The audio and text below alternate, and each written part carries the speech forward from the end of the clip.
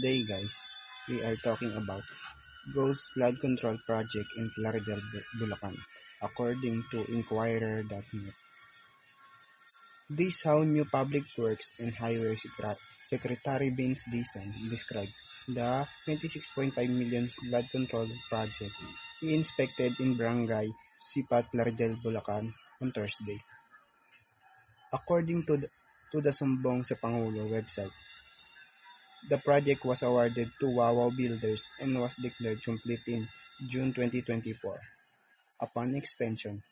However, Dizon, through Barangay Captain Oscar Gabriel, found out the construction of the project only began 3 weeks ago.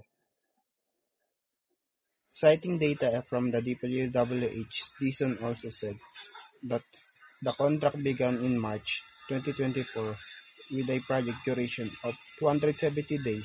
He added that Wawaw Builders was paid in July 2024. I call this to trying to revive the dead because this was paid last year. The DPWH said that this 100% complete last year.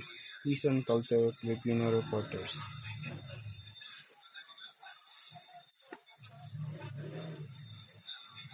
The 96.5 flood control project in Plaridel, Bulacan was supposed to bring out peace of mind to a community that lives in fear of floods, but instead of protection, they were left with empty promises in a project that exists on paper.